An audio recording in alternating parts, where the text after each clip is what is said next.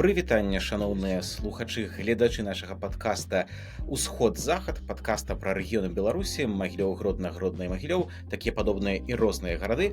З вамі, як і ў першых двух выпусках, краязнавец Гродна Алексей Шота і мой калега Алексей Бацюкоў, усіх вітаю. З краязнавец Магілёва. Так, мы атрымалі колькі каментароў да першага і другога выпуску, і нават у Фейсбуку я знайшоў такі разгорнуты адзін, але ананімны каментар. Мы абавязкова адкажам на вашыя пытанні. У чацвёртым выпуску падрыхтуемся. Ёсць вельмі хорошыя пытанні. А сёння, так як было запланавана, тэма памежжа. Што такое жыццё на памежжы? Як памежжа ў выпадку Гродна і ў выпадку Магілёва фармавала горад, гарадскую супольнасць, побыт жыхароў і іх, можа, нейкі характар. Што такое памежжа для нас? Гэта бласлаўленне, ці гэта для нас праклён? І ці сёння можна назваць абодва гарады такімі тыпова памежнымі? Вось гэта хацеў бы я сёння абмеркаваць і задаць пытанне. Вось, как для нас, гродзенцаў, Гродна, мы заўсёды сябе лічым памежным горадам. Хаця могуць быць пытанні. Умоўна, у Рэчы Паспалітай мы быццам быў у самым цэнтры, якая там мяжа, да? А вось Магілёў, ён заўсёды быў на памежжы? Ці тоже, можа, былі нейкія часы, што это было яшчэ не мяжа, а што-то там было далей? Я не ведаю абсалютна гісторыю ўсяго, што на ўсход ад Мінску. Для мяне гэта тэра інкогніта, прызнаюся. Зразумела. Ну, канешне, больш памежны гэта Мсціслаў. Больш памежны горад. Чыста так там ж дагэтуль хіба што рака, не? Хіба на другім беразе там ужо Расія, не? На другім беразе Расіі, так. Ці гэта не абсолютно верно. Калі ты стаеш на гары, ў Мсціславе ты бачыш практычна Расію ўжо там, правда, за лесам, но она там блізка, вельмі блізка. Пераходзіш праз раку Віхру, там пустынскі манастыр, і тут ужо пачынаецца ўжо, канчаецца асфальт, як заўсёды. Значыць, яшчэ больш чыста па ландшафце, больш памежны, там, напрыклад, это Орша, потому что усе войскі праходзілі праз менавіта гэты вузкі калідорчык паміж Дняпром і Двіной, каб не прыходзілася фарсіраваць Днепр, калі яны ішлі з Масквы, якраз такі менавіта праз Оршу. І потым у крыніцах таксама, ну, не знаю, як это ці можна назваць памежжам, пастаянна узгадваюцца друцкія палі. Гэта тая тэрыторыя здоўж ракі Друць, яна на ўсход, на захад ад Магілёва, то бок гэта вот ужо за Магілёвам, бліжэй да цэнтра, дзе пастаянна паслося маскоўскае войска. Калі дзейсніла напад на ВКЛ, на Рэч Паспалітую, вось там пастаянна яны сілкаваліся, там адпачывалі, там войска табарылася, можна так сказаць, на друцкіх палях. Это доўгая такая даліна здоўж Друці. Выбачайся, я, можа, адышоў ад пытання. Ты казаў, ці адчувае сябе горад Магілёў памежным? Ну, не знаю. Так, бо умоўна, доўгі час все ж таки там быў Савецкі Саюз, да? Как бы і да Польшы далёка, а да Владзівастока так вообще далёка. Разумею. Калі ты пра вот зараз у нас же дзяржава гэтая саюзная, так? Так якая ж там мяжа? Ну, калі казаць пра такое практычнае усведамленне людзьмі, што яны жывуць на памежжы, то яны павінны гэта неяк, напэўна, прымяняць, то бок там ездзіць за мяжу, да, там бензин закачивать себе в машину и потом мотаться несколько разов на день у Польшу умоўную, каб там продать бензин и сигареты, да, вот, то бок жыць з гэтага, жыць з мяжы. То нет, конечно, з мяжы беларусы жывуць у нас на Магілёўшчыне, ну, даволі так нярэдка, бывае, што жывуць, але гэта не масавая з'ява, як у тым жа Берасці, як, магчыма, у горадні было, там, у які-небудзь там 2000, не ведаю, як зараз, ці ёсць яшчэ такая практыка. Ну, напэўна, бласлаўлёныя часы. Да. Чтобы вот ты жыў з мяжы, ну, як это жыў з мяжы у нашым выпадку? Гэта ты ведаеш тропы, і ты можаш ганяць якую-небудзь там гарэлку ў Расію, можаш туды мяса вазіць, металлічныя, ну, металлолом. Я ведаю некалькі гісторый. У меня ёсць гісторыя аднаго майго знаёмага, который працаваў памежнікам у часы, калі мяжы не было. Ну, не вибачаюся, не памежнікам, а мытнікам. У часы, калі мяжы не было мяжы, ўсё роўна на ўсіх дарогах на ўсход ад Магілёва, которые вядуць на Россию, а там вялікая колькасць лясных таких вось дарожак, стаяць там, значит, ноччу, раніцай у тумане гэтыя мытнікі, і па суть, калі будзе праязджаць машына падазроная без накладных там за якім-небудзь таварам, які можна арыштаваць і потом канфіскаваць разам з гэтай машынай. То бок бізнес такі вось менавіта памежны, ён ажыццяўляецца, але гэта такая доўгая рука ў гэтага бізнеса, там десяткі кіламетраў, сотні можа быць кіламетраў, людзі гэтым карыстаюцца час. Ну альбо канкрэтная прамая гісторыя, неяк у мяне была неабходнасць прадаць старыя бацьковыя рэчы, і там у том ліку былі колеса, ну, камеры от грузовых машин, 2 штуки. И у меня был один вельмі специфичный покупник. Никто не брал мне эту камеру, только один раз приехал мужчина, купил одну камеру, и в размове я зразумеў, что он гоняя горелку на Россию. У яго здоровенный там, значит, грузовик, и постоянно лопаются камеры, настолько нагружен этот грузовик, постоянно лопаются этой шины, и ему надо были вот такие вот на вот просто одну поездку. И то подчас поездки обе мои лопнули у яго, як он потом мне рассказал. Ну, вот как бы так вот гоняют, такое есть помежа. А я хочу тебе спытать про твое помежа, одну такую маленькое назирание. Ці правильно я разумею помежа у вашым выпадку, ну, акрамя таго, што яно як бы эксплуатуецца, памежжа ў горадні, гэта агромны лес, які знаходзіцца за ракой Нёман, на поўнач, наколькі я памятаю, ад горадні, і ў гэтым лесе все спрэс, практычна ўсюды самагонна-варыцельныя заводцікі падпольныя. Мне здаецца, гэта проста паклёп. Да, ты что? Ну, насамрэч, можа быць, гэта была нейкая даўняя гісторыя такая. Я вельмі сумневаюся, што зараз она праўдзівая. Па-першае, вельмі шмат ўсё ж такі у памежным рэгіёне зараз кантролю у сувязі з тым, што вось ідуць мігранты, так, не задакументаваныя, і наогул ужо жыццё кантрабандыстаў, ну, не такое вясёлае, як было калісьці там у 90-х, пачатку 2000-х. Мне здаецца, больш пра спіртзаводзікі гэта гісторыя дагэтуль актуальная, хутчэй на поўдзень ад Гродна у бок Белавежскай пушчы, і хутчэй гэта гісторыі Свіслаўскага раёну, і таго, што вось, ну, мяжуе з польскага боку з Белавежай з Гайнаўкай, з тым прыкладна рэгіёнам. А вось пушча Гродзенская, адпаведна, частка Аўгустоўскай былой гістарычнай пушчы, все ж на поўнач, то бок ад Гродна, там, дзе і каралі палявалі. Ну, мне здаецца, она не урбанізаваная, кепска сказаць, ну, заселеная людзьмі ў сэнсе, і там няма такой глушы прям моцнай, каб схаваць, таму хутчэй не. Калі казаць пра Гродзеншчыну, ну, Гродзенскую вобласць адміністрацыйную, то это, можа быць, варта было б кудысьці ў бок туды, дзе Налібацкая пушча пачынаецца, і ўжо вот туды бок Мінску, то есть даволі далёка ад Гродна. Вот каля самога Гродна хутчэй гэта байкі і легенды. Хаця я, ну, такі сабе как бы карыстальнік гэтых вадкасцяў, я магу проста не ведаць.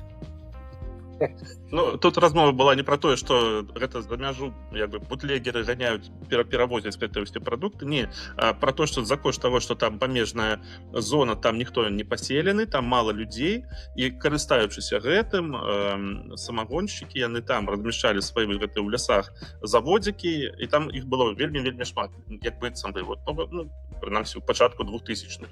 Мне так расказваў адзін байдарачнік. Ну, вось, магчыма, гэта акурат гісторыя вот больш даўняя, да? Ужо часы змяніліся. Ну, як па мне, так там не такія бязлюдныя мясціны. Зараз гараджане любяць выехаць на прыроду, прыкупіць домік пад Гродном. Я бы не назваў мясціны бязлюднымі. Ці правильно я зразумеў, што ў часы, ну, такога позняга сярэднявечча не было блізка мяжы з тымі ж самымі ліфлянтамі, да? Інфлянтамі, што да Гродна, што бок для вас мяжа тады была штосьці далёкае? Ну, інфлянт гэта ж праўда далёка-далёка. Але мяжа для нас была блізкай у тым сэнсе, што мяжа паміж ВКЛ і каронай польскай. Гэта мяжа, якая праходзіла праз сённяшні Беласток, фактычна праз вуліцы ў раёне Osiedla Бояры. Там 70 кіламетраў. 70 кіламетраў гэта дастаткова блізка, все ж такі. Можа быць, у тыя часы за дзень то не факт, што праедзеш. 2 дні, думаю, дакладна дабярэшся. Нават тады нейкім ходам. Ну, калі Але глыбей. ўсё роўна гэта глядзець, такая, скажем, унутраная мяжа, да? Таму што ўсё ж такі гэта федэрацыя так доўга існавала, што я бы эту мяжу назваў дастаткова умоўнай. Ну, яна была настолькі ж умоўная, як, напэўна, не настолькі ж умоўная, як сённяшняя.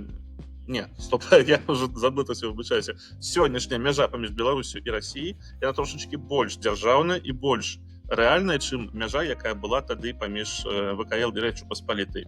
І па эканамічных паняццях, і потому як фізічна там не надо было дакумент прад'яўляць, не магло ўзнікнуць, напэўна, гэта не толькі памежныя слупы, як сімвалічныя такія вот элементы гэтай рысы, якія адкрэслівалі проста па сутнасці вось гэтае тэрытарыяльнае ўтварэнне. Што хацелася крыху глыбей зазірнуць, і калі казаць пра уплыў памежнага стану на Магілёў, то думаю, што тут можна знайсці адну канкрэтную і вельмі важную ролю такога памежжа для нашага горада. Калі Смаленск быў адабраны, заваяваны Масквой яшчэ ў часы самыя раннія для Вялікага княства Літоўскага, яшчэ ў ВКЛ, калі быў адабраны Смаленск у 1514 годзе, то смаляне перайшлі мяжу і паселіліся ў Магілёве. Смаленскія купцы практычна самая эліта. Паколькі існавала тады у маскоўскай традыцыі замена насельніцтва, і людзі не хацелі пераязджаць у глыбінку Расіі, яны вырашылі пайсці да сваёй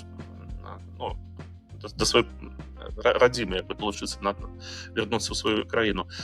І гэта прывяло да таго, што вельмі моцна вырас эканамічна горад Магілёў за кошт улівання сюды не толькі людзей, но і іх сродкаў, іх рэсурсаў і іх прамых інвестыцый. Яны захавалі гандлёвыя сувязі, сваю дзелавую хватку, інвесцировали ў мясцовую вытворчасць. Гэта прывяло да бурнага росквіту. Практычна за паўстагоддзя Магілёў падскачыў у сваім значэнні сярод астатніх гарадоў. І шмат у чым ён, дзякуючы вось гэтаму моцнаму імпульсу, змог здабыць тую сваю унікальнасць, которая потым яго будзе выдзяляць. Калі, напрыклад, там у Віцебску палова насельніцтва прыватна-ўласніцкія, палова, амаль што там 40%, по-моему,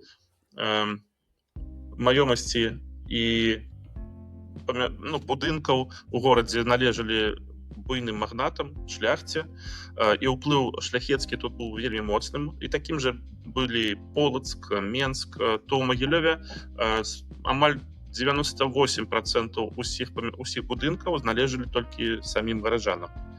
То бок тут не было уплыву іншых актараў, якія маглі бы моцна паўплываць на ўнутрыпалітычным полі у горадзе Магілёве. Все самі гараджане тут як атрымалі ў сваіх руках.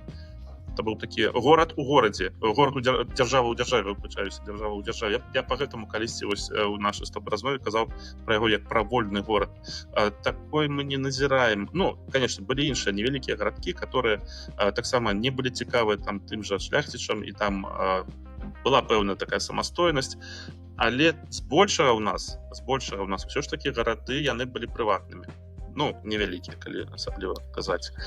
Вось калі зноў жа звяртацца да ранейшай нашай размовы, мы там коротка казалі пра умацаванні, пра замак, а ці можна лічыць Магілёў такой памежнай фартэцай, памежным форпостам, таму што вось Гродно ў пэўным сэнсе у часы сярэднявечча такого больш ранняга так і прэзентуецца. Так, спачатку гэта кшталту заходнія рубежы Кіеўскай Русі, там все, там нейкі князь, драўляны тыцерам, все, далей толькі яцвінгі, яцвягі, всякие немецкія рыцары, іншыя, крацей, страшныя людзі потым. Палякі всякія. потым зноў жа ў часы ўжо ВКЛ гэта таксама такая крэпасць, якая рэгулярна падвяргаецца набегам нямецкіх рыцараў, так, крыжакоў, у сувязі з тым, што, як лічыцца, у Гродні знайшлі прытулак язычнікі. Ну і гэтак далей. У прынцыпе, ўжо, канешне, у больш познія часы менавіта як замак, так, як крэпасць, напэўна, пасля часоў гэтых войнаў грамадзянскіх, так, там свідыгайлы усякіх і так далей, уже, напэўна, там роля замку як такавога, ну, не такая значная. Ну, хіба толькі вот шведскі потоп, паўночная вайна, можа, такія перыяды, калі замак менавіта знішчаецца, абараняецца, але у такое больш раннее стагоддзі Гродна, прям як фартэцыя памежная, ва ўсіх гістарычных нейкіх апрацаваннях, кнігах, папулярных турыстычных маршрутах будзе ўзгадвацца дакладна. А Магілёў, ці ёсць вось такое, як это западныя рубежы нашего мира, нашай цывілізацыі? Усходнія, в сэнсе, усходнія, прабачце. Яны і западнымі потым стануць для іншых, канешне, ўжо дзяржаў. І, дарэчы, сваю такую функцыю Магілёў выканаў у Другой сусветнай вайне, менавіта як западная фартэца, як заходняя фартэца. Гэта ж, ну, Брест, ён жа фактычна нічога не спыніў падчас вайны. Ну, што он там? Навала прайшла далей. Уже тыя абаронцы, якія месяц, они просто хаваліся, большага там, па сутнасці, не было, не нанеслі ніякага смяротнага удару. А самы Мінск наогул не абараняўся доўгім часам. Да? Он же таксама праз яго прайшлі як там праз масла. А менавіта берагі Днепра і канкрэтна Магілёў і іншыя, канешне, рубежы таксама. Вот, але гэтая фартэца выканала такую функцыю, ну, як ператварылася ў фартэцу.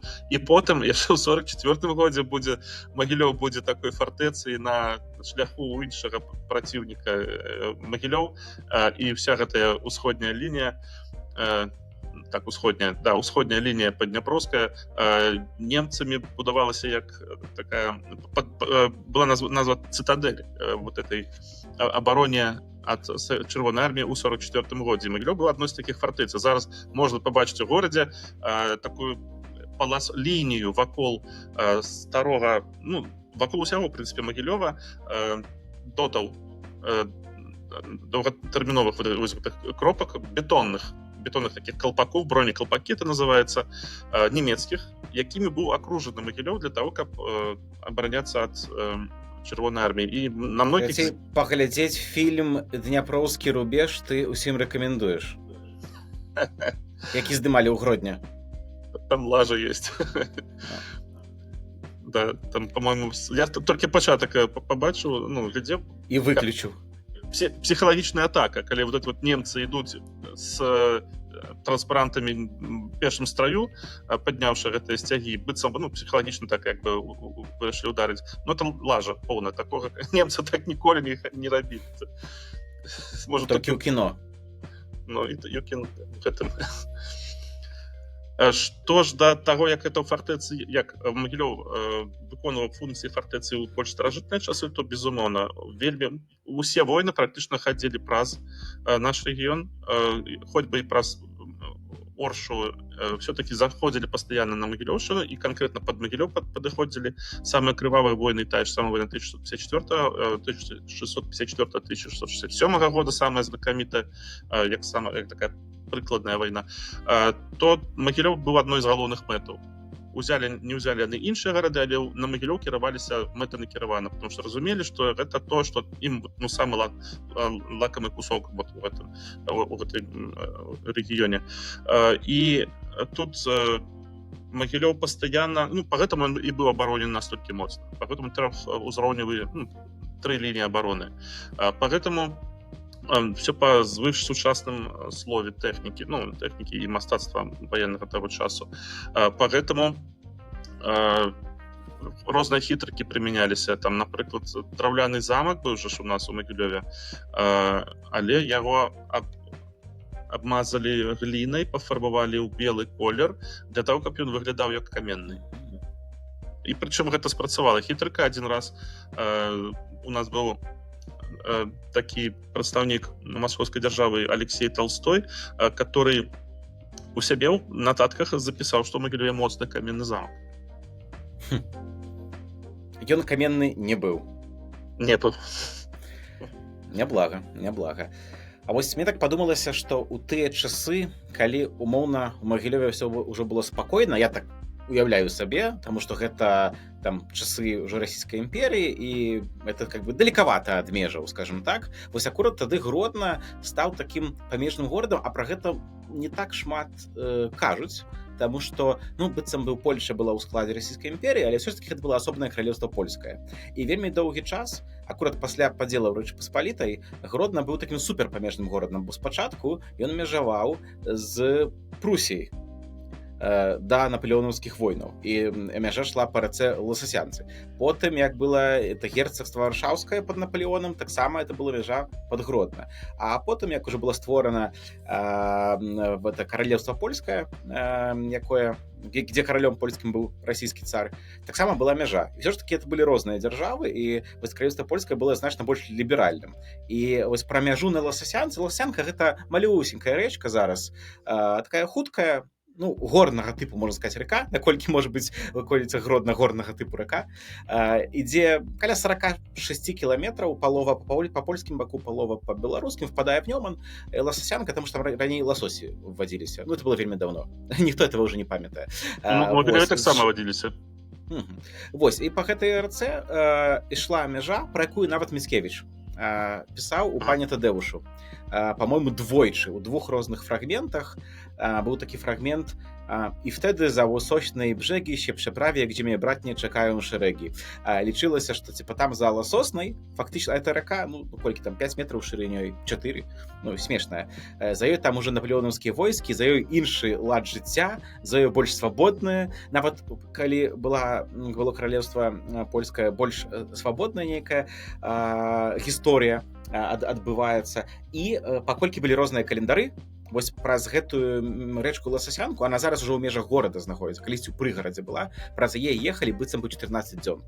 Такі жарт, таму што фактычна грыгорыянскі календарь-то наперадзе, і хто выязджаў, хто выязджаў з расійскай імперіі у каралеўства польскае, той, праехаўшы мост, на 14 дзён наперад трапляў.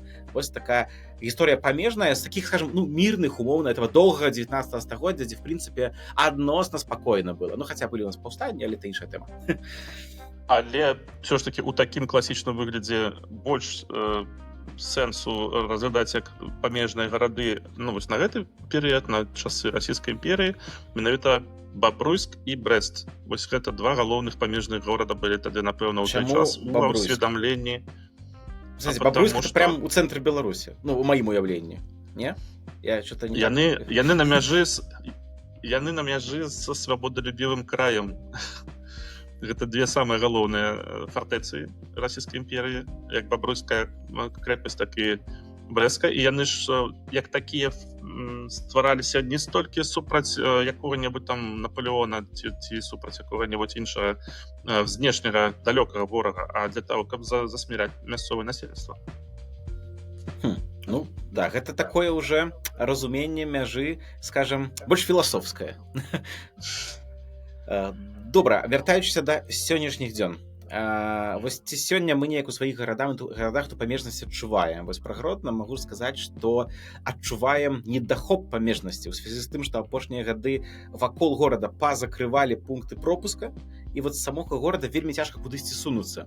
На поўнач, на захад все закрыта, трэба кругамі аб'язджаць. Бо калісьці сапраўды на спірце значна менш, значна больш на цыгарэтах, будаваліся фартуны, будаваліся трохпавярховыя катэджы, якія зараз нікому не патрэбныя, бо трэба ж это ўсё атапіць і прыбраць, які кашмар. Вось. І першыя бізнесы, пачатковыя накапленні капітала, як кажуць, да, у капіталізме, это адбывалася на мяжы. Зараз такое, ну, потым ужо пачалі вазіць айфоны, плафоны, так, PlayStation, там, і все, што можна было вазіць, адпаведна назад у Польшчу цыгареты, але цяпер такі памежны трафік, менавіта таварны, ну, гэта вельмі абмежавана. Так, ну, цыгареты далей едуць, але это цыстэрнамі, і гэта зусім іншы бізнес, іншы ўзровень. А так, такая памежнасць, напэўна, сённяшняе самаадчуванне тых гарадзенцаў апошнія 30 гадоў стварала, і гэтага сёння, напэўна, не хапае. А вось што казаць, калі пра умоўна незалежную Беларусь апошнія гадоў 30, ужо больш за 30 зрэшты. Ці для Магілёва і магілёўцаў вось то, што не ёсць нейкая мяжа і Беларусь все-таки это незалежная краіна, ці гэта нешта фармавала, ці не настолькі? Ну, конечно, зараз і апошнія 25-30 гадоў не хапае мяжы, адной канкрэтнай мяжы не хапае вельмі моцна. У практыках, якія людзі прымяняюць, я ўжо паспеў сказаць пра тое, як эксплуатуюць памежны стан. Вялікія, канешне, вялікая колькасць такіх дробных гандляроў. І карысталі вельмі здаўна ўжо, калі проста сеў на машыну, паехаў, прадаў за кошт розніцы у кошце і за кошт таго, што не трэба нічога праз мытны кантроль правадзіць. То зараз, конечно, таксама працягваецца гэта ўсё, але оно мае нейкія іншыя фарматы, нейкія іншыя спосабы перасячэння, потому што все-таки кантроль, он як такі застаецца. На кожнай дарозе, нават самай прасёлкавай дарозе, застаецца нейкая форма контроля. Як мне расказваў чалавек, который спецыяліст па гэтых усіх перавозках, прасцей паехаць па трасе Брест-Москва, чым праехаць па трасе там ад Мсціслава да Хісла, як там яго наступны горад, Хіслаў, что-то такое, з расійскага боку, Рослава, напрыклад, таго ж. Потому что на гэтай мяжы маленькай там стаіць этот памежнік, которому сумна, якому няма чаго рабіць, у которого кожная машина — это целая прыгода, яму зараз надо тебя адпрацаваць от і до, а тем на все эти потоки глубоко плевать. Только выборочную какую-нибудь возьмуть. Вот такое практычнае прымяненне трэба мець на ўвазе. Вось бачыш, ты стэрэатыпы разбураеш для мяне, таму што нам, заходнікам, так падаецца, што там ніякай межы няма, такое дзікае поле, хочаш едзь, куда едь, назад, вяртайся, туды, ніякага кантролю. Вось такое ўяўленне, прынамсі, у гарадзенцаў пра мяжу ўсходнюю нашай краіны. Нейкім чынам яны ўсе там раптам появляюцца. Ты заўсёды так думаеш, што там нічога няма, нікога няма, ніхто не сочыць, не кантралюе, хадзі дзе хочаш, раптам хоп, і все, вось яны. Так яны і працуюць. Ясна. Ну, значыць, мы прыйшлі да высновы, што нам трэба на ўсходзе мяжу стварыць, умацаваць, а на захадзе, наадварот, адкрыць. Так, і тады будзе шчасце. Так, я за. Вельмі непаліткарэктныя высновы для сённяшняй Беларусі. Добра, дзякуй табе за размову. Час у нас стандартны каля паўгадзіны вытрыманы.